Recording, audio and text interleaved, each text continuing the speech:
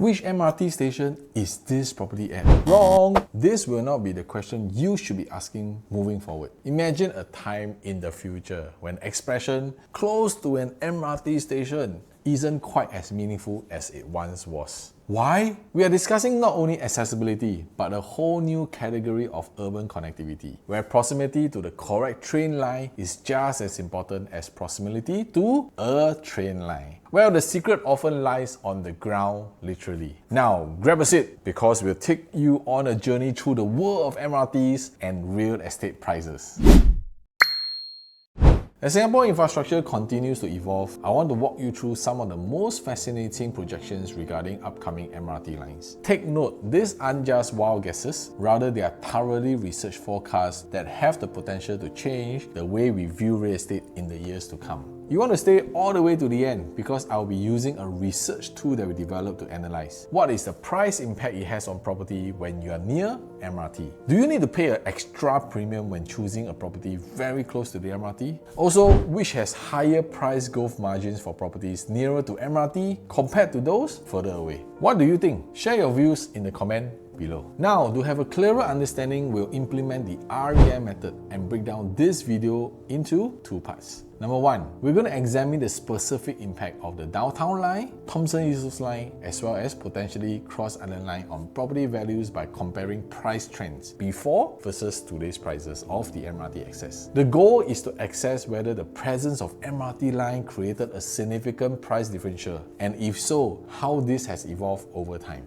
Second, we will do some comparison on property prices nearer to MRT and those further away if there were a premium we pay for, and as a result, will the growth of those property margins be affected? This video is going to be a ride! Let's go! This is Coach Edmund Tan, your Singapore Real Estate Insider. Before we jump in, don't forget to hit the bell and subscribe buttons to receive insightful weekly updates to help you stay ahead of the market and advance your property knowledge. Warning! MRT stations should not be your only considerations when selecting a property for growth. And in this video, you should not also take it point blank that the MRT is going to help you turn your properties into multiple folds of profits. MRT stations are just one of the many criteria we use in the REI method for selection. Being close to an MRT station may not be as impressive in 10 or 20 years. Instead, individuals may begin to selectively choose which MRT lines are closest to them. In a sense, certain lines may become more premium than others. A single MRT line may become almost obsolete in comparison to buyers' demand for homes close to multiple train lines. And this is why you will no longer ask, which MRT station is this property at? This question has already been outdated. Passé, old school. Now, your question must be, how many MRT stations is this property connected to easily? Makes sense, right?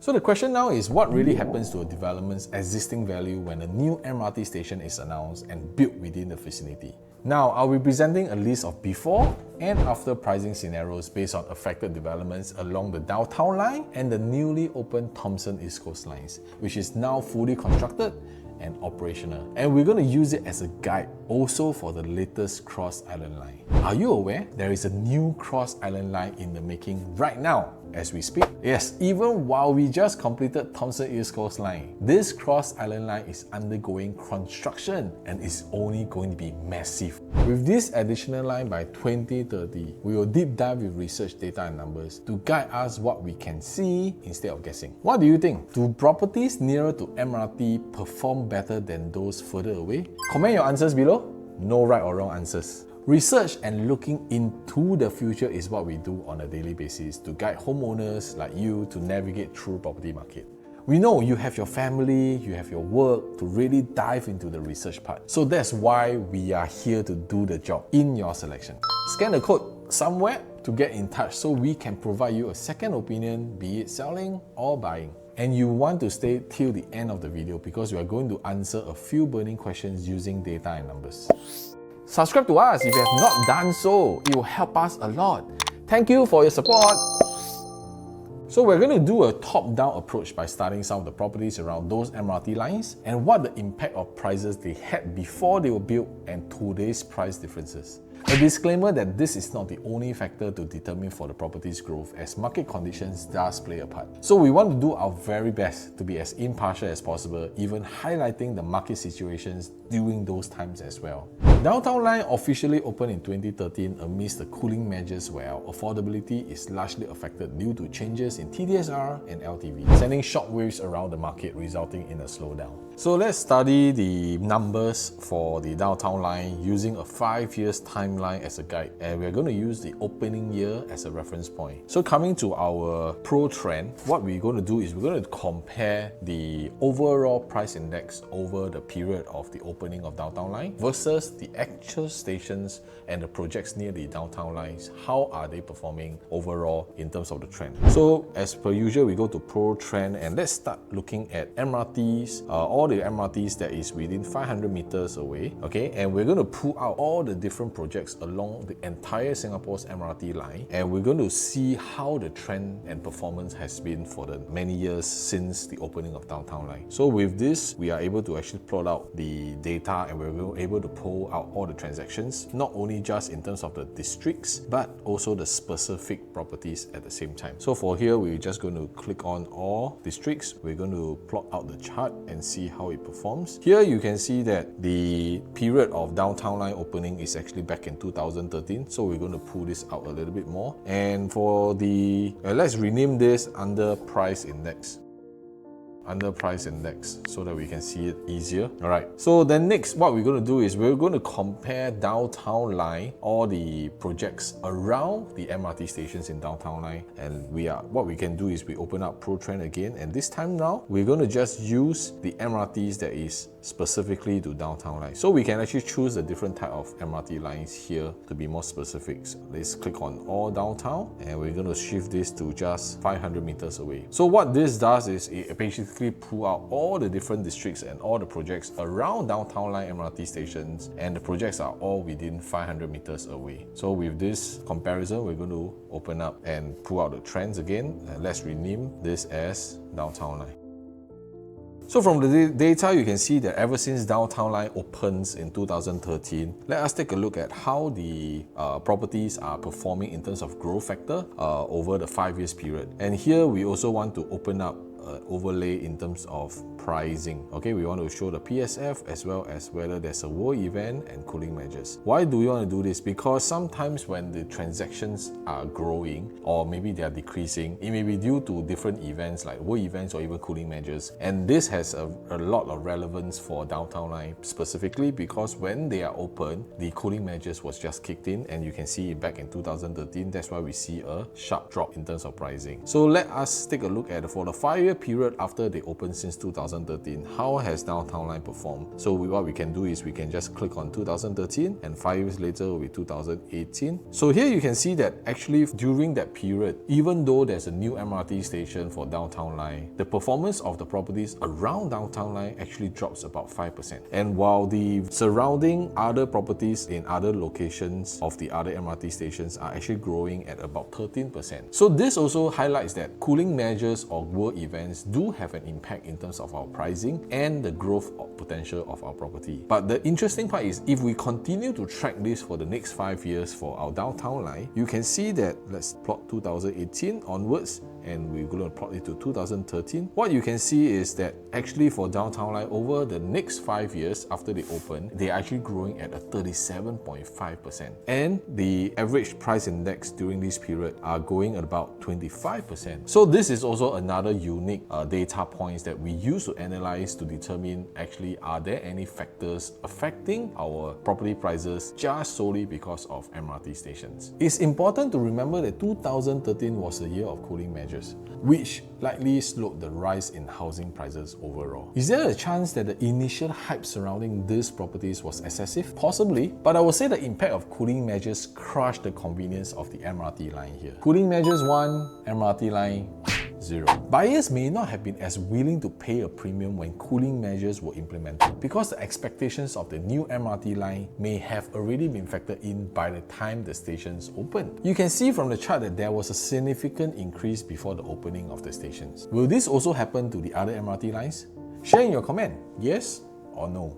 Next, let's look beyond 2018 till now, the effects, specifically on some selected properties along downtown line. Even though the data highlights that between 2013 to 2018, there is a slight decrease, about 5% for the downtown line properties, we also want to see a little bit deeper when we are diving into the specific projects. So we're going to just use 3 examples to pull out, although we are able to see the entire properties along downtown line. So again, we go back to Pro Trends, and if you can see between 2013 and 2018, we have the price index versus the downtown line projects prices. And from here, what we can do is we can actually go to the entire downtown line projects to pull out some of the specific projects just to have an idea. So here you can see that as we scroll down, we have the entire projects along downtown line. And let us take a look at between 2013 to 2014, some of the projects during that period, how are they performing? And what we can do is using this to filter it off through TOP dates and year, we are able to look at the entire list of properties that is TOP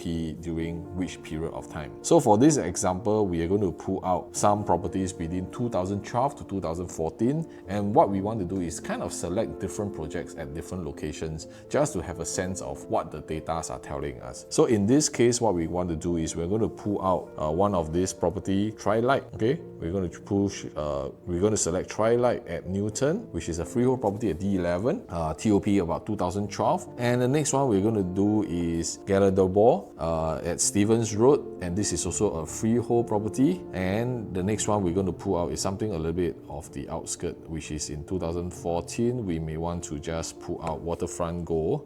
This is at Bedok Reservoir downtown line. Alright, so what we can do next is we'll go back into the filter and we're going to take a look at how the different projects are performing as it is in the different colors. Alright, so from here you can see that from 2013 to 2018, let us plot out what are the different projects and how are they performing. Let's say for Twilight, it's actually yellow color. Let's pull the same thing in 2013 to 2018. Let's take a look. So for Twilight, actually is performing about 1%, and the next one that we can take a look is Gallandaboro. Alright, that is in green color. We're going to pull this data out and take a look at how the performance. So for this property at the nearest MRT, which is Stevens Road, is actually performing over 6%. And last but not least, we have Waterfront Go, which is Bedok Reservoir MRT. Let's take a look at the performance for this. It's also going about 1.28%. So with this deeper dive into the data analysis for each specific projects,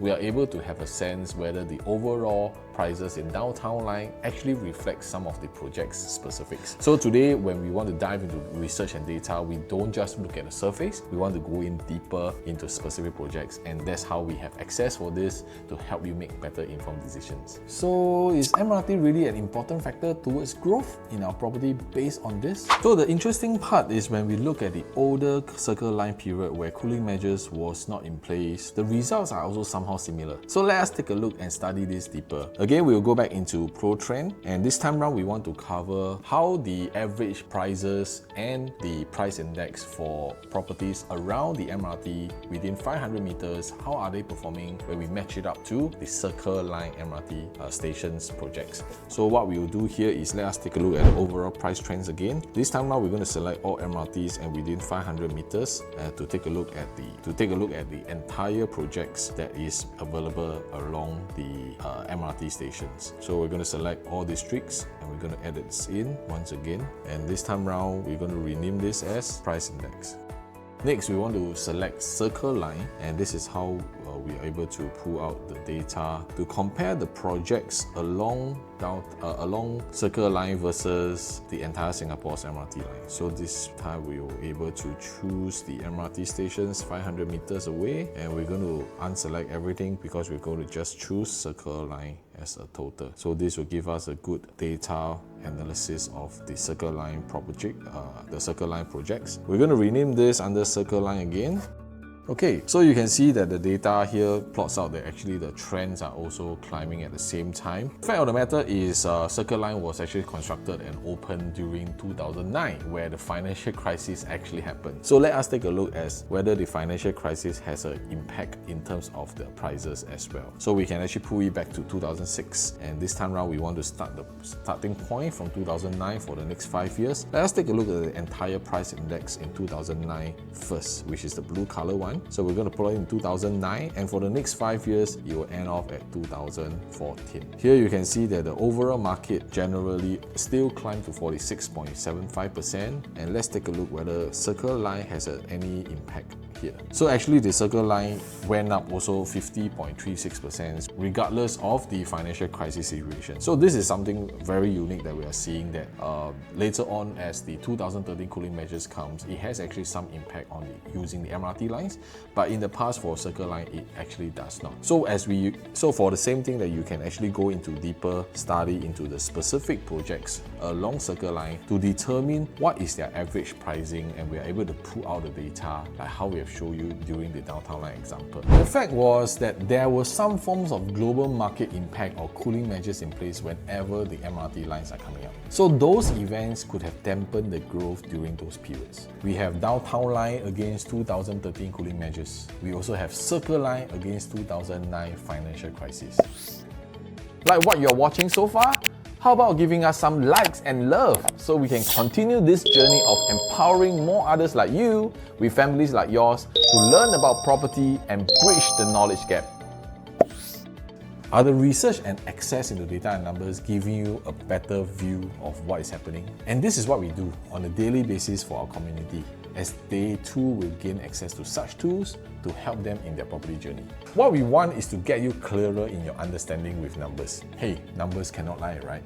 If you find yourself confused about your own plans and unable to make sense, perhaps it's time to look at it from another perspective, the data perspective, to make an informed decision. Reach out to us, find the QR code somewhere. Continue watching, as later I will be looking at the number one question we all have been asking. Is buying a property further away from MRT a gone case for your growth? We will answer it by studying the numbers and data too, so continue watching. The recent Thomson-East Coast line came at a time where it was also affected due to the multiple cooling measures from 2020 till date. Although this new MRT line will completely transform Singapore's property landscape, this massive infrastructure project has just been completed in June 2024 and will definitely improve connectivity. For this line, because we are discussing regions that were previously not as connected to the city, but right now it will be directly connected. Consider Upper Thomson, Lentor, Marine Parade. These areas will almost certainly become more desirable due to their improved accessibility, which will raise their property value.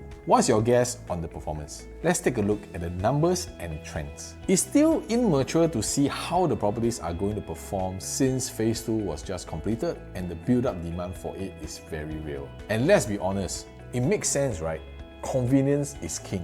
Most people find that living close to an MRT station allows them to travel further and faster each day. You can stop worrying about being stuck in traffic or even missing the bus. But do we need to sacrifice growth for convenience? Are properties more than 500 meters away from MRT undesirable that we must not take into consideration? Alright, so let's take a look in the last 10 years. How do they compare to one another? And we're going to go specific into each MRT line between the less than 500 meters away to the MRT as well as more than 500 meters to 1 km MRT. How do the prices actually differ, and is there any much impact? Let's take a look. Again, we will go into Pro Trend, and this time around we're going to just choose the older line, which is Circle Line, and we're going to pull out the first 500 meters to the MRT. So we're going to unselect all, we're going to select everything under Circle Line, and this comparison is within 500 meters to the MRT, and we're going to plot this chart first to take a look at how they are comparing to one another. Alright, so let's rename this as Circle Line less than 500. And next, what we want to do is we want to pull out the comparison that is 500 meters to 1 km for the MRT along Circle Line. And this time around, we're going to pull out the data as well. So how do they perform? Let's take a look. So this time around, we're going to adjust it 500 meters to 1 km. And again, we're going to unselect all and only Circle Line. Okay, we'll pull it out. We're going to select all districts. and let's do a comparison between one another. Again, we're going to compare the last 10 years. Okay, we're going to pull out the last 10 years. And this time around, we're going to just rename this as Circle More 500 meters. Alright, so the blue line actually indicates that they are projects less than 500 meters away from MRT, and for red color is the projects that is more than 500 meters to 1 km. Let's take a look at whether the the projects that is near the MRT, are they performing better for the last 10 years. So we're going to plot it from 2013. Let's take a look at the one less than 500 meters away all the way until today. You can see that overall the price trend for the last 10 plus years has been hovering about 33% on an average in terms of growth. And what about the MRTs? What about the projects that's away from the MRT? How do they perform? Let's take a look. And this time around, we're going to plot in the red color line all the way up, and they are growing at about 26.02%. So this is a very interesting finding, because a lot of us, sometimes when we are looking at the MRT, we're emphasizing it a lot, and we may be also willing to pay a huge premium. But from this data, it actually shows us that even for the last 10 years, the gap between the one that is nearer to the MRT as well as the one further away, the difference is not really a lot. We're talking about just less than 7% kind of differences in terms of the price gap. So this also gives us the questions that today, if a certain property price that is nearer to the MRT and they are commanding maybe more than 15% the premium versus something that is a little bit further, that is something that you may want to take note of and use this as a consideration factors. Are you overpaying for this property? So this is how we use data to help us access what is the price point, what is the safe entry price to enter for a specific property as well. Right, so next we're going to take a look at downtown line. So let's go to Pro Trend again, and we're going to clear this entire trends here, and we're going to do the same parameters. We're going to add in the first parameter is the properties along downtown line that is 500 meters away, and we're just going to use downtown line only as a selection to see how the projects along downtown line are performing, and this will be the first indication of our price trends. So we're going to select all districts and we're just going to add it in. Again, we're going to look at data past 2013 onwards, and we're going to rename this to downtown. This time around we're going to use short form, just use DT 500.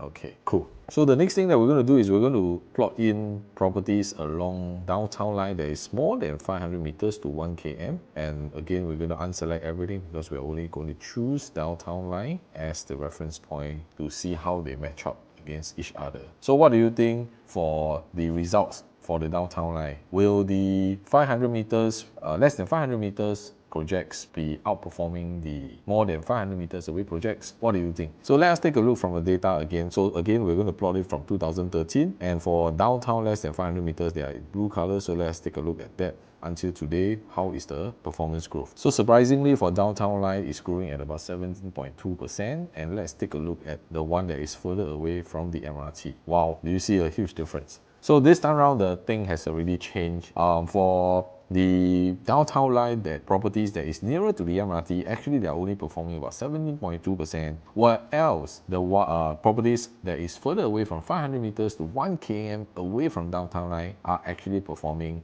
29.9%. So this is almost a double of the amount of percentage. So one of the large reasons that I foresee why this is happening is because if you're talking about 500 meters to the MRT in downtown line, potentially there's a lot of properties nearby that are also in the CCR region. So with the CCR region recently underperforming. So one of the reasons is that because a lot of the properties within 500 meters nearer to downtown line are a lot in the core central region. So this could also be a little bit of effect in terms of the overall price growth for the last couple of years. But this also gives you a good indication that today, if we want to start looking at properties near the MRT, you may want to be very carefully accessing the research data to dive into it to look at some comparisons before you pay a premium in terms of your entry price. There's a number of factors that influence housing price trends, and while significant events like the completion of a new MRT lines can have some impact, we should never base our decision in the real estate market solely on just one metric.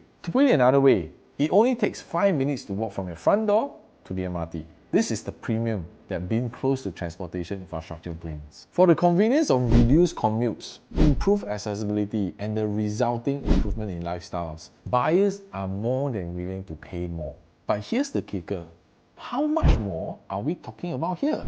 Now, one of the key things that we also have to understand is today, if we are buying any properties near the MRT station, we could be paying a certain premium on top of the average transaction price. But the question is, how much more would you be willing to pay? Is there a form of guidelines to let us know that, hey, if the property has asking for a certain premium, a certain percentage of premium, we shouldn't be even looking at that property?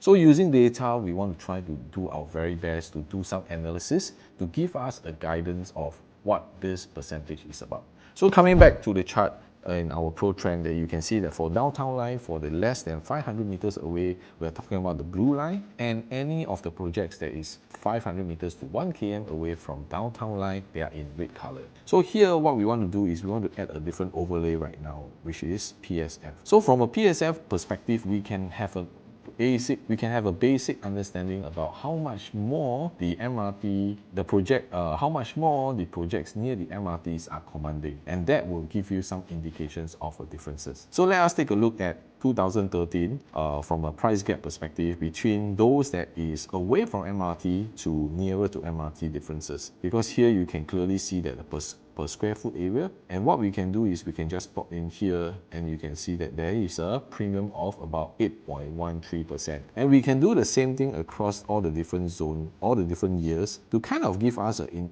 idea at different time how much are the premium that we should be averaging looking at, and we can plot this very accurately to determine for the last 5 years to give us a good average indication. So if you can look from 2019, the price gap is between 6.7% and it slowly grows to 12.7, then 9.9, 10.96, and of course in 2022 things came down about 3%, and then now eventually it went up to about 8% on average. So if you take a look at this in total, so from this 5 years average, we can see that the premium between the projects that is away from the MRT to those that is 500 meters nearer to the MRT are averagely about 8 to 9% differences in terms of the premium. So the question is, if today, if you are buying a property and the commanding prices for those that is near the MRT is more than 15%, will you still want to go ahead with this purchase? So of course, coming again, data is more of a reference point to guide us onto how much premium are we looking at for the MRT. So this is for downtown line, and we're going to take a look at the circle line as well. So again, we're going to clear this out, and we're going to go back into looking at circle line to see how much premium are we averaging here. We will speed up this side in terms of post-production, so we can use just circle line.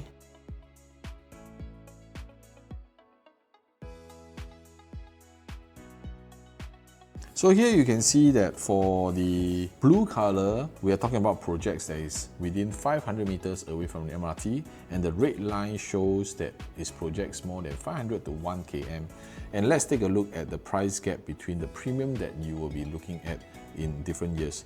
So for 2013, we are talking about the price gap is actually quite close to each other. So it's a little bit difficult to actually pinpoint how much the differences is. And take a look at 2012, we're going to plot them for the last 5 years again. And this is the results that we're seeing. The difference are not going to be too much versus for circle line, as we can see. All right, so averagely, you are talking about, on average, about maybe 5% premium for the circle line that is away from MRT and those that is closer. So with a 5% premium, does it make more sense for us to buy properties nearer to the circle line with this kind of consideration factors? So these are how we adapt using data to give us some insights of what we can see in terms of the prices and how much premium we should be looking at for our property. Would you save the 100,000 to be further away yet still accessible? Thus, when comparing prices, one key factor we adopt in the REI method is looking at entry prices too. It could seem ideal to buy a property near MRT,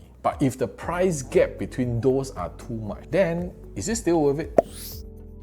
If you are new to this channel, hit the subscribe button now so you can get real-time updates and learn how to make wise investments for yourself and your family through properties. So what has this video taught us? First off, price growth isn't always guaranteed by the opening of a new MRT line, particularly if there are already too many other transportation options available or even cooling measures in place. Second, it matters when you make your purchase. The potential for large gains may be limited if an area is already well known before the MRT opens. Finally, it appears that developments further away from MRT stations does not necessarily fetch lower prices. There is still price growth, but likely there will be a need to pay a premium if you're looking for properties nearer to the MRT. Looking at the price gap differences, we do need to make a logical decision if paying the premium for convenience is key. For a personalized assessment, pause and scan the QR code to connect with me. I'm here to guide you to make informed and secure property decisions. So as we have seen, it is clear that being close to MRT station does indeed comes with a price premium, commonly a significant one. But as with all things in real estate, it's never a one-size-fits-all situation. Additionally, we might witness a gradual decline in the MRT premium, as 80% of Singapore households are expected to live within a 10 minutes walk of a train station by 2030. So what's your next move in this ever-evolving property market? Whether you're buying, selling, or simply holding out, one thing's for sure, keeping an eye on infrastructure developments like new MRT lines will always be a smart strategy. If you found this analysis useful, don't forget to like, subscribe, and hit the bell button for more insights into Singapore's property market. Thank you for joining me today, and I want you to stay informed and stay strategic.